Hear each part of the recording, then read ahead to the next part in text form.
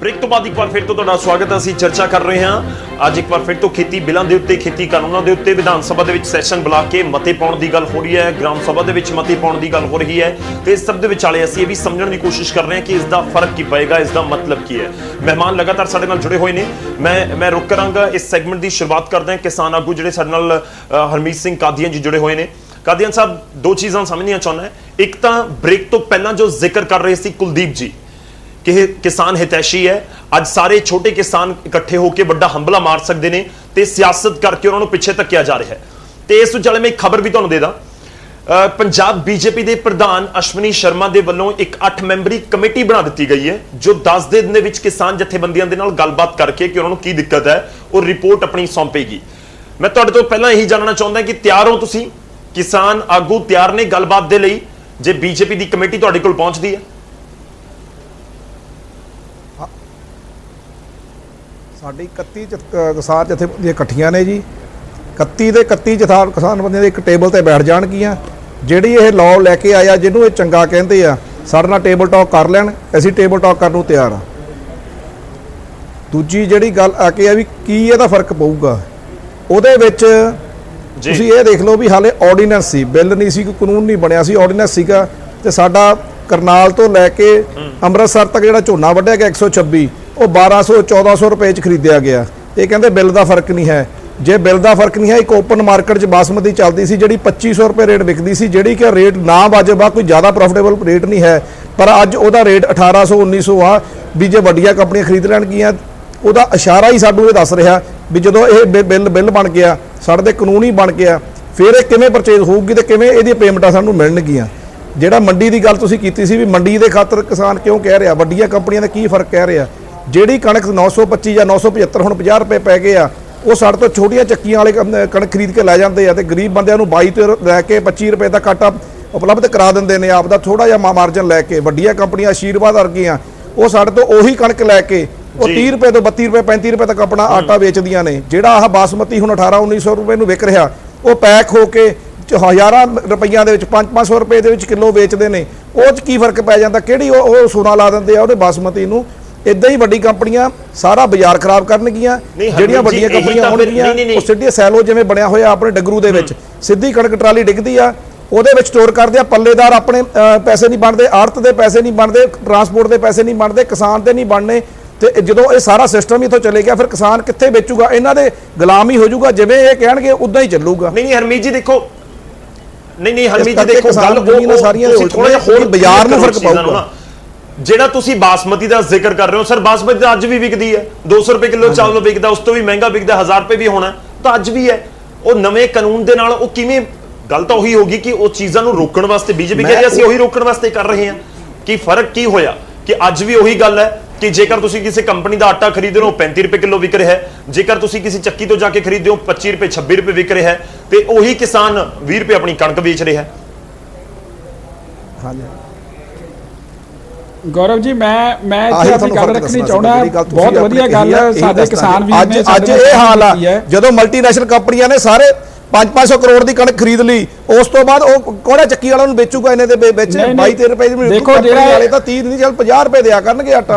जे मगरों मतलब कि शॉर्टेज आ गई अपनी बल्क करके शॉर्टेज कर दिया करनगे एक रेट। देखो ਜਿਹੜੇ ਐਕਟ 1955 ਕਰੋੜ ਨਾਲ ਗੱਲ ਨਹੀਂ ਨਾ ਬਣੀ। ਜਿਹੜੀ ਪ੍ਰੋਬਲਮ ਵੀ ਆਪਾਂ ਗੱਲ ਕਰ ਰਹੇ ਹਾਂ, ਪੰਜਾਬ ਦੀ ਕਣਕ ਕਿੰਨੀ ਹੁੰਦੀ ਹੈ? 2000 ਕਰੋੜ ਦੀ ਥੋੜੀ ਹੁੰਦੀ ਹੈ। ਪੰਜਾਬ ਦੀ ਕਣਕ ਤਾਂ ਬਹੁਤ ਵੱਡੀ ਰਕਮ ਹੈ। ਉਹ ਤਾਂ ਉਹ 500 ਕਰੋੜ ਦੀ ਕਣਕ ਥੋੜੀ ਹੈ ਪੰਜਾਬ ਦੀ। ਗੌਰਵ ਜੀ ਜਿਹੜੀ ਮੈਂ ਇਸੇ ਕਰਕੇ ਕਹਿ ਰਿਹਾ ਕਿ ਸਾਡਾ ਗੱਲਬਾਤ ਜਿਹੜੀ ਗੱਲ ਕਰ ਰਹੇ ਹਾਂ, ਬਹੁਤ ਵੱਡੀ ਪਰੇਸ਼ਾਨੀ ਬੁਲਾਈ ਨੇ। ਜਦੋਂ ਬਲਕ ਚ ਉਹਨਾਂ ਕੋਲ ਚੁਲਿਆ ਕਰੂਗੀ ਭੁੱਖਮਰੀ ਪਾਦਾ ਕਰਨਗੇ ਉਹ। ਕੁਲਦੀਪ ਜੀ ਨਹੀਂ ਦੇਖੋ ਗੱਲ ਇਸ ਗੱਲ ਤੇ ਗੱਲ ਕਰੀਏ ਜਿਹੜੀ ਬੈਠਣ ਦੀ ਗੱਲ ਹੋਈ ਹੈ, ਜਿਹੜੀ ਬੈਠਣ ਦੀ ਗੱਲ ਹੋਈ ਹੈ, ਮੈਂ ਕਣਕ ਦੀ ਐਗਜ਼ਾਮਪਲ ਬੈਠਣ ਦੀ ਗੱਲ ਤੋਂ ਸ਼ੁਰੂਆਤ ਕਰੀਏ। ਗੱਲ ਸੰਵਾਦ ਨਾਲ ਹੋਣੀ ਹੈ। ਮੈਂ ਪੋਲੀਟੀਕਲ ਪਾਰਟੀਆਂ ਦੀ ਗੱਲ ਨਹੀਂ ਕਰਦਾ। ਦੂਜੀਆਂ ਪਾਰਟੀਆਂ ਨੂੰ ਆਪਾਂ ਨੂੰ ਜੋ ਕੀਤਾ ਉਹਨਾਂ ਨੇ ਸਹੀ ਕੀਤਾ, ਗਲਤ ਕੀਤਾ, ਪਰ ਜੇ ਕਿਸਾਨ ਜਥੇਬੰਦੀਆਂ ਜਦੋਂ ਬੈਠਣਾ ਚਾਹੁੰਦੀਆਂ, ਸਾਡੇ ਹੀ ਭਰਾ ਨੇ, ਮੈਂ ਵੀ ਕਿਸਾਨ ਪੁੱਤਰ ਆ, ਆਪਾਂ ਬੈਠਦੇ ਆ, ਆਪਾਂ ਇਹਦੇ ਵਿੱਚ ਜੋ ਕੋਈ ਚੀਜ਼ ਗਲਤ ਲੱਗੂ PDF ਪੰਜਾਬੀ 'ਚ ਪਏ ਆ, ਆਪਾਂ ਪੜ੍ਹ ਲੈਂਦੇ ਕੰਪਿਊਟਰ ਤੇ ਲਾ ਕੇ, ਆਪਾਂ ਉਹਦੇ ਬਾਰੇ ਐਡਰੈਸ ਕਰ ਲਾਂਗੇ। ਪਰ ਜਿੱਥੋਂ ਤੱਕ ਗੱਲ ਇਹ ਹੋ ਰਹੀ ਹੈ ਆਪਣੀ ਕਿ ਕੰਪਨੀਆਂ, ਭਾਈ ਸਾਹਿਬ ਨੇ ਸਾਰੇ ਪਿਛਲੀਆਂ ਗੱਲਾਂ ਗਿਣਾਤੀਆਂ। ਪਿਛਲੇ ਕਾਨੂੰਨ ਦੇ ਵਿੱਚ ਕਿਸਾਨ ਪਿਸ ਰਿਹਾ ਸੀ, ਕਿਸਾਨ ਦਾ ਕਣਕ ਖਰੀਦ ਕੇ ਆਟਾ ਮਹਿੰਗਾ ਵਿਕ ਰਿਹਾ ਸੀ, ਔਰ ਉਹ ਕੰਪਨੀਆਂ ਮੈਂ ਖੁਦ ਸ਼ਿਕਾਰ ਹਾਂ। ਮੈਂ 20 ਕਿੱਲੇ ਐਲੋਵੀਰਾ ਬੀਜਿਆ ਸੀ और कंपनी भज गई, मैं उसकी पूछ नहीं तोड़ सकिया। ਪਰ ਨਵੇਂ ਕਾਨੂੰਨ ਨੇ ਮੈਨੂੰ ਇਹ ਮੌਕਾ ਦੇਤਾ ਵੀ ਮੈਂ ਉਹ ਕੰਪਨੀ ਨੂੰ ਹੁਣ ਐਸਡੀਐਮ ਦੇ ਕੋਲੇ ਫੜ ਕੇ ਲੈ ਜਾਊਂਗਾ 60 ਦਿਨਾਂ ਦੇ ਵਿੱਚ ਮੈਨੂੰ ਉਹਦਾ ਇਨਸਾਫ ਮਿਲੂਗਾ, ਮੁਆਵਜ਼ਾ ਮਿਲੂਗਾ। ਔਰ ਬੰਨ ਤੇ ਐਸਡੀਐਮ ਸਾਹਿਬ ਤੇ ਡੀਸੀ ਸਾਹਿਬ ਦੇ ਵਿੱਚ ਨਵੇਂ ਕਾਨੂੰਨ ਨੇ ਬੰਨੇ ਆ। ਚਲੋ ਇਹ ਬੜਾ ਵਧੀਆ ਹੋ ਗਿਆ ਕੁਲਦੀਪ ਜੀ, ਤੁਸੀਂ ਬੜਾ ਵਧੀਆ ਐਗਜ਼ਾਮਪਲ ਦਿੱਤਾ ਕਿਉਂਕਿ ਸਾਡੇ ਪੰਜਾਬ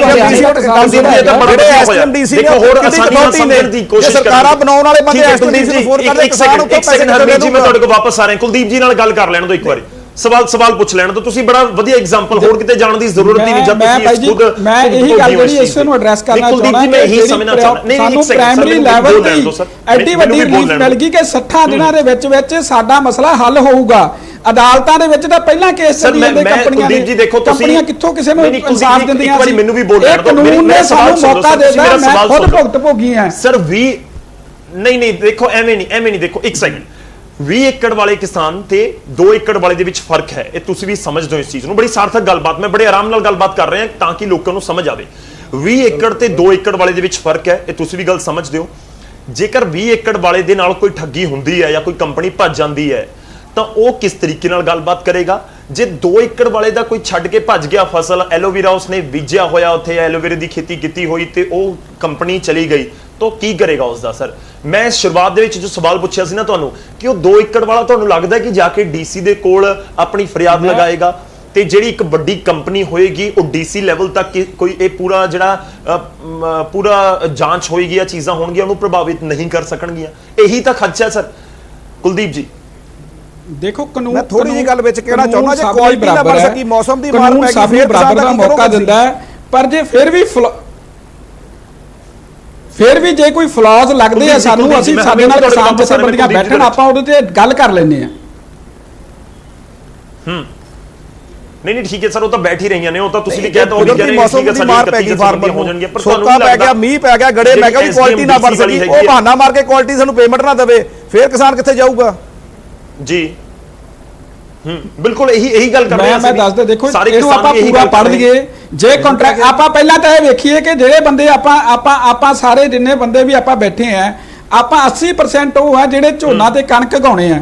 ਝੋਨਾ ਕਣਕ ਸਰਕਾਰ ਖਰੀਦ ਰਹੀ ਹੈ। ਪਹਿਲੇ ਦਿਨ ਤੋਂ ਵਿਰੋਧ ਹੋ ਰਿਹਾ ਸੀਗਾ ਕਿ ਸਰਕਾਰੀ ਮੰਡੀਆਂ ਤੇ ਸਰਕਾਰੀ ਖਰੀਦ ਬੰਦ ਹੈ। 80% ਲੋਕਾਂ ਦੀ ਸਮੱਸਿਆ ਦਾ ਹੱਲ ਹੋ ਚੁੱਕਿਆ, ਕੋਈ ਦਿੱਕਤ ਨਹੀਂ। ਜੇ ਕਿਸੇ ਨੇ ਕੰਟਰੈਕਟ ਫਾਰਮਿੰਗ 'ਚ ਜਾਣਾ ਹੈ, ਉਹਦੇ ਲਈ ਆਪਾਂ ਉਹਨੂੰ ਪੜ੍ਹੀਏ, ਬੈਠੀਏ ਤੇ ਆਪਾਂ ਉਹਦੇ ਵਿੱਚ ਗੱਲ ਕਰ ਲਾਂਗੇ। ਠੀਕ ਹੈ, ਚਲੋ ਇਹ ਬੜਾ ਵੈਲਿਡ ਪੁਆਇੰਟ ਹੈ। ਮੈਂ ਕੋਟਲੀ ਸਾਹਿਬ ਸਾਡੇ ਨਾਲ ਜੁੜੇ ਹੋਏ ਨੇ, ਉਹਨਾਂ ਦਾ ਇੱਕ ਰਿਐਕਸ਼ਨ ਕਹਿੰਦੇ ਆ 80% ਤਾਂ ਹੋਇਆ। ਇੱਕ ਮਿੰਟ ਥੋੜੀ ਗੱਲ ਕਰ ਲੈਣ ਦਿਓ ਕਿਸਾਨ ਦੀ, ਕੋਟਲੀ ਸਾਹਿਬ ਦਾ ਰਿਐਕਸ਼ਨ ਲੈ ਇੱਕ ਮਿੰਟ ਗੱਲ ਕਰ ਲੈਣ ਦਿਓ। ਠੀਕ ਹੈ ਹਰਮੀਤ ਜੀ, ਮੈਂ ਤੁਹਾਡੇ ਕੋਲ ਆ ਰਿਹਾ, ਮੈਂ ਆ ਰਿਹਾ ਸਰ ਤੁਹਾਡੇ ਕੋਲ। ਇੱਕ ਸੈਕਿੰਡ, ਮੈਨੂੰ 10-20 ਸੈਕਿੰਡ ਦਿਵੋ। ਕੋਟਲੀ ਸਾਹਿਬ, ਮੈਂ ਇੱਕ ਰਿਐਕਸ਼ਨ ਤੁਹਾਡਾ ਵੀ ਚਾਹੁੰਦਾ। ਦੇਖੋ ਡਾਈਵਰਸਿਫਿਕੇਸ਼ਨ ਦਾ ਜ਼ਿਕਰ ਹੁੰਦਾ ਹੈ, ਕਾਂਗਰਸ ਵੀ ਕਰਦੀ ਹੈ, ਬੀਜੇਪੀ ਵੀ ਕਰਦੀ ਹੈ, ਸਾਰੇ ਕਰਦੇ ਆ ਕਿ ਡਾਈਵਰਸਿਫਿਕੇਸ਼ਨ ਹੋਣਾ ਚਾਹੀਦਾ, ਅਸੀਂ ਕਣਕ ਝੋਨੇ ਦੇ ਪੂਰੇ ਗੇੜ ਦੇ ਵਿੱਚੋਂ ਕਿਸਾਨਾਂ ਨੂੰ ਕੱਢ ਸਕੀਏ। ਪਰ ਸਵਾਲ ਇਹ ਵੀ ਹੈ ਕਿ ਅੱਜ ਤੋਂ 20 ਸਾਲ ਬਾਅਦ ਵੀ ਤੁਹਾਨੂੰ ਲੱਗਦਾ ਕਿ ਐਮਐਸਪੀ ਇਸ ਤਰੀਕੇ ਨਾਲ ਹੀ ਚੱਲਦੀ ਰਹੇਗੀ?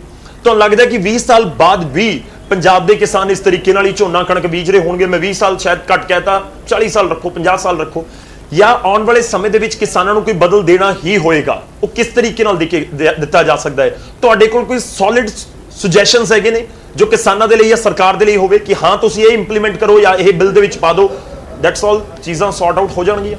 ਕੋਟਲੀ ਜੀ ਦੇਖੋ ਕਈ ਰੀਜ਼ਨ ਨੇ। ਮੰਡੀ ਨਾਲ ਕਿਸਾਨ ਇਸ ਲਈ ਜੁੜਿਆ ਹੋਇਆ ਕਿ ਉਹ ਆਪਣੇ ਆਪ ਨੂੰ ਸਿਕਿਉਰਡ ਫੀਲ ਕਰਦਾ, ਉੱਥੇ ਉਹ ਆਪਣੀ ਫਸਲ ਲੈ ਕੇ ਜਾਂਦਾ ਤੇ ਵੇਚ ਕੇ ਸ਼ਾਮ ਨੂੰ ਘਰੇ ਆ ਜਾਂਦਾ।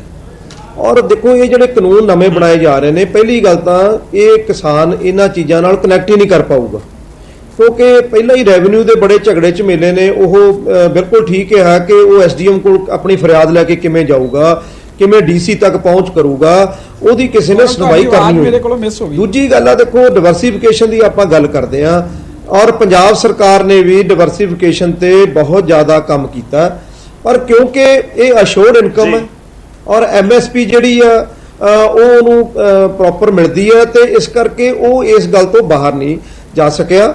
ਔਰ ਮੈਨੂੰ ਨਹੀਂ ਲੱਗਦਾ ਕਿ ਆਉਣ ਵਾਲੇ ਸਮੇਂ 'ਚ ਵੀ ਭਾਵੇਂ ਆਪਾਂ ਜ਼ੋਰ ਲਾਉਨੇ ਆ, ਟੈਕਨੀਕਲ ਖੇਤੀ ਵੀ ਹੋਣ ਲੱਗੀ ਹੈ, ਪਰ ਫਿਰ ਵੀ ਕਿਉਂਕਿ ਇਹਦੇ 'ਚ ਬਹੁਤ ਸਾਰੇ ਅੜਿੱਕੇ ਨੇ ਔਰ ਬਹੁਤ ਸਾਰੀਆਂ ਗੱਲਾਂ ਜਿਹੜੀਆਂ ਨੇ ਉਹ ਜਿਹੜਾ ਵਾ ਉਹਨੂੰ, ਕਿਉਂਕਿ ਦੇਖੋ ਨਾ, ਇੱਕ ਤਾਂ ਮੁੱਲ ਨਹੀਂ ਮਿਲਦਾ, ਉਹਨੂੰ ਮੰਡੀਕਰਨ ਸਿਸਟਮ ਨਹੀਂ ਮਿਲਦਾ।